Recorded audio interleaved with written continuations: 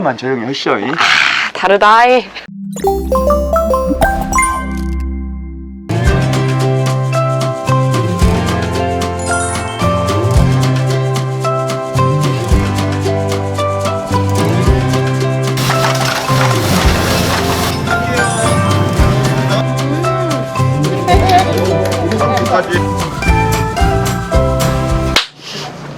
네, 저희는 지금 의원님의 맛집, 단골 맛집이라고 하는데 여기 맞으세요, 의원님? 네, 목포에서 워낙 자주 다니시는 단골 맛집이라고 해서 의원님이 저를 이렇게 데리고 와주셨어요. 맛의 도시.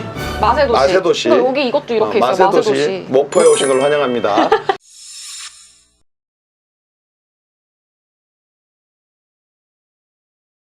우럭 강국. 근데 강국이 뭐예요, 의원님? 우럭이 들어간?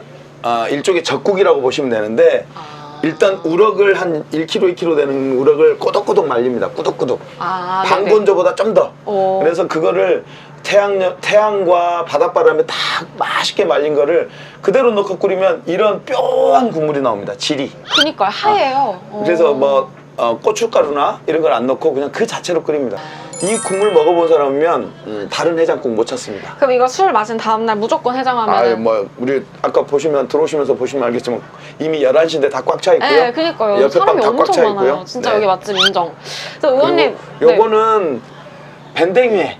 밴댕이 회? 네, 밴댕이회입니다. 그래서 목포나 이쪽 서해안 쪽에 일부에서만 나는 이렇게 싱싱하게 이렇게 먹어볼 수 있는 거는 많이 드물거든요. 그래서 이 집에 또 그 최애 메뉴 중에 하나입니다. 그래서 밴댕이회. 그러면 의원님 너무 배가 고프니 먹으면서 이 집에서는 송어회라고 합니다. 근데 송어회요? 우리는 밴댕이회라고 합니다. 네, 그럼 의원님 저 먹으면서 인터뷰를 진행해 보도록 하겠습니다. 의원님 편하게 드시면 됩니다. 아, 그리고 요게 진짜 귀한 음식이에요. 이게 뭐예요? 갈치인데 우리 갈치 새끼를 우리 목포에서는 풀치라고 불러요. 풀치요? 네, 네네. 그래서 풀치 조림. 풀치 조림? 요거는 근데 서울에서 거의 못 먹어보는 거여서 풀치는 처음 들어봐요. 네. 알겠습니다. 한번 맛있게 드셔보시죠. 네, 제가 맛의 도시 목포의 맛을 한번 느껴보도록 하겠습니다. 자, 이제 먹읍시다. 네. 우럭 말린 거 보이십니까 이거? 요거. 제가 가운데 토막 뿌립니다. 진짜 맛있게 느껴지시면 어제 술 드신 거예요. 아, 마셨어요. 아, 근데 진짜 맛있다. 와우. 맛있다. 와, 이건 진짜 하나를 통으로 올리는 거예요. 그 다음에 된장이 이거밖에 없네. 된장을 폭. 된장 퍽?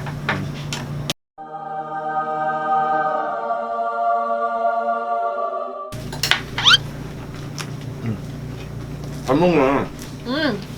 그래서 왜 밥을 넣는지 아세요? 회에다가 밥을 넣으면 이 탄수화물 들어가면 단맛이 강해져요. 씹으면 굉장히 풍부해지고. 너무 맛있다.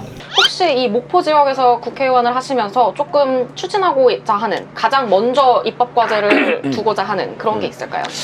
그러니까 사실은 한마디로 표현하면 뭐 목포 의대를 만들고 싶다는 거예요. 목포 의대요. 그래서 의원님 그거 워낙 수건 사업이시잖아요. 왜냐하면 오늘 오전 내내 촬영하면서 보셨지만 목포 앞바다가 다 섬으로 이루어져 있어요. 네, 섬이에요. 그 섬으로 이루어진 곳이고 그 섬들이 지금 이미 다 섬 주민들의 초고령 사회로 진입하고 있어요. 네. 이분들의 어떤 의료 시스템을 갖추는 것, 특히 응급 의료 시스템을 갖추는 것이 정말로 중요한데 사실은 소외받아 왔죠.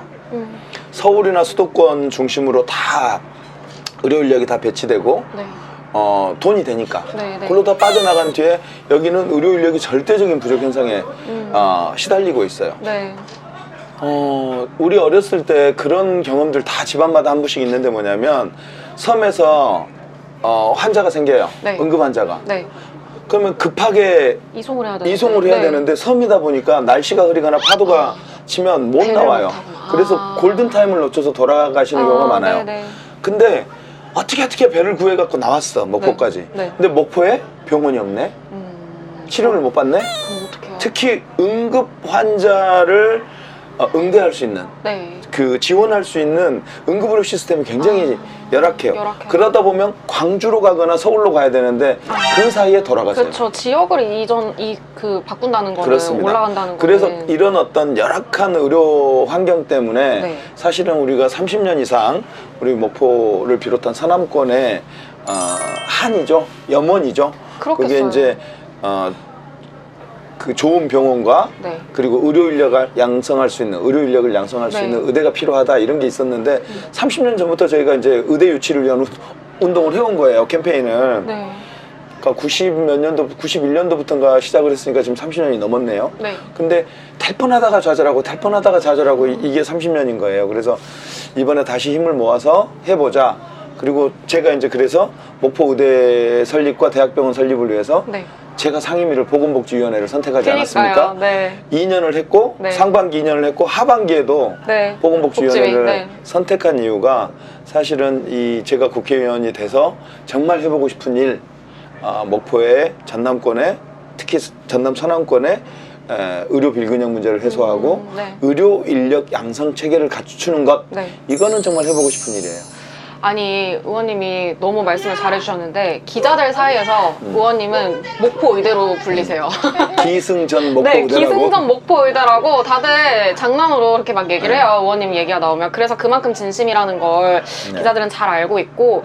복지위 얘기가 나와서 좀 다른 걸 또 여쭤보고 싶은 게, 의원님 복지위에 계시니까 누구보다 방역 이제 코로나19의 전 과정을 지켜보셨을 네. 거고, 방역 체계나 뭐 이런 다양한 정책들을 좀 보셨을 텐데, 어쨌든 정권이 바뀌고 나서 윤석열 정권의 방역 정책에 대해서 좀 어떻게 평가를 하세요? 저는 진짜로 그 방역의 최고 사령관은 네. 질병청장이거든요. 그쵸. 질병청장인데 우리 문재인 정부 때 정은경 청장님의 네, 역할을 네. 생각하시면 딱 맞을 것 같아요. 네네. 그런 역할을 해주셔야 되거든요. 그쵸. 네. 근데 지금 질병청장이 백경란 청장인데 네네. 그런 역할을 할 수 있느냐? 의문이에요. 왜요? 전문성 때문에 말씀하시는 그러니까 두 거예요? 가지 측면이 다 있죠. 하나는 능력의 문제고 네. 하나는 도덕성의 문제인데 네. 능력의 문제는 지금 취임한 지 5개월이 넘어가는 걸로 알고 있는데 네. 실제 말씀하신 대로 문재인과 다른 문재인의 방역을, 문재인 정부의 방역을 정치 방역이라고 공격하면서 네. 윤석열 정부의 방역은 과학 방역이라고 했단 말이에요. 네. 그래서 내가 물었어요. 네. 문재인 정부와 다른 네. 너네가 윤석열 정부가 그렇게 자랑하는 과학 방역의 실체, 네. 구체적 실체 한 가지만 얘기해 주라. 그랬더니 얘기하는 게 무슨 통계 어쩌고저쩌고 그래요. 그래서 그 통계는 언제 너네들 윤석열 정부가 등장한 지 그때 그 즈음이 한 2개월, 3개월 지났을 즈음인데 네.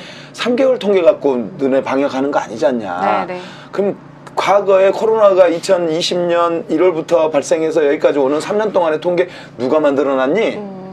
그러네. 문재인 정부가 만들어놨죠. 네. 그 통계를. 네, 네. 과학적인 통계를 그때부터 축적해 놓은 게 있으니까 자기들이 그 통계를 활용할 활용을 뿐인 했다. 거죠. 네, 네. 그래서 그렇게 해서 무질렀고 그거는 네. 아니다. 네. 그랬더니 무슨 민간 참여를 했대요. 그래서 백경영 청장한테 그랬죠.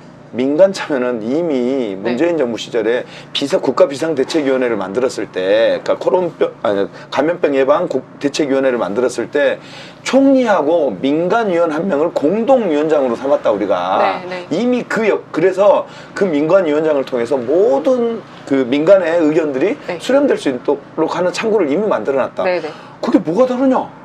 이미 있었던 것도 하는 건데. 그랬더니 말을 못 하더라고요. 질문을 잘하셨네. 의원님이 송곳 질문을 하셔서 네, 그래요. 그래서 여튼 윤석열 정부의 과학 방역에 실체는 없다.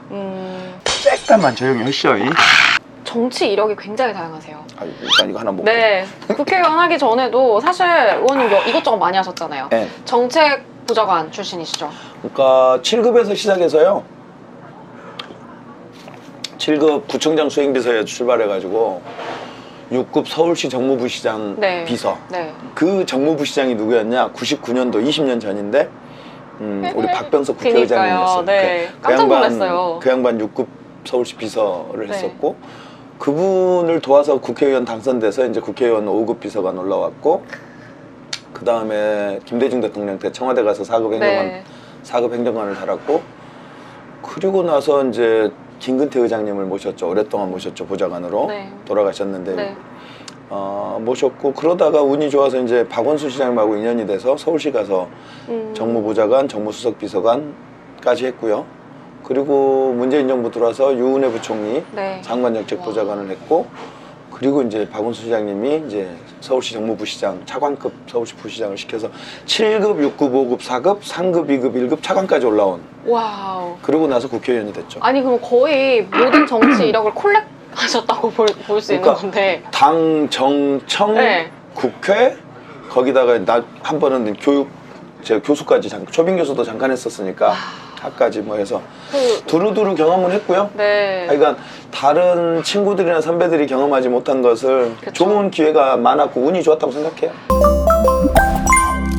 그러면은 정치인 김원희로서 내가 앞으로 이거는 꼭 이루고 싶다 하는 좀 큰 포부가 있을까요, 마지막으로? 그럼 호남 정치의 본질이 뭐냐? 네. 저는 사실 개혁이고 혁신이라고 생각하는 사람이거든요. 그러니까 IMF 위기에 왔을 때 대한민국을 혁신으로 이끈 김대중. 네. 그리고 권위주의 정부를 청산하고 네. 시민 참여의 시대를 열었던 노무현. 네. 그리고 촛불혁명으로 나라다운 나라를 만들라는 명령을 받고 탄생한 문재인. 네. 이 중심에 항상 개혁과 혁신과 그렇죠. 사실은 어떤 혁명적 네. 그 에너지가 있었단 네. 말이죠. 그것을 우리가 깨워내지 못하고 있는 거 아니냐 이런 생각이 들어서 어떻게 하든 간에 그 어떤 개혁, 네. 혁신 이런 것들을 우리가 좀 주도해야겠다. 그럴 때 우리가 역할을 해야 다시 우리 호남 정치가? 정치인들을 네. 다시 바라봐 주길 거고 그래야 호남 우리 유권자들이 우리를 바라봐 주셔야 네. 발언에 힘도 생기고 영향력도 생기는 거 아니냐. 그래서 저는 호남 정치의 복원, 즉 개혁 정치의 복원, 그 개혁 정치 과정에서의 어떤 호남 정치인들의 제 역할 이런 것들을 좀 해보고 싶은 생각이죠. 네. 그 개혁 정치. 네. 제가 김대중 대통령의 지역구를 이어받은 사람 그렇죠. 아닙니까? 그래서 더 상징적이죠. 네. 그래서 그 호남 정치의 회복을 목포의 아들 김원희가 하기를 제가 간절히 네. 응원하겠습니다. 열심히 해보겠습니다. 네, 그래서 오늘은 김원희 의원님이랑 이렇게 목포의 다양한 곳들을 둘러보고 의원님의 맛집까지 제가 찾아오게 됐는데요. 앞으로도 김원희 의원님의 무궁한 발전을 위해서 제가 같이 응원하겠습니다. 감사합니다. 고맙습니다.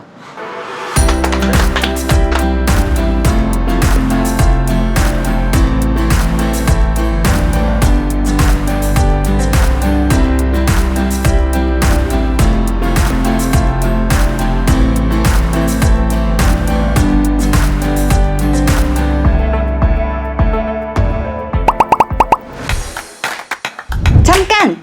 주식이 어렵다고? 하루 10분 감을 보면 성공 투자의 감이 잡힌다. 투자 정보가 한눈에 감을 통해 해외 주식의 감을 잡아보세요.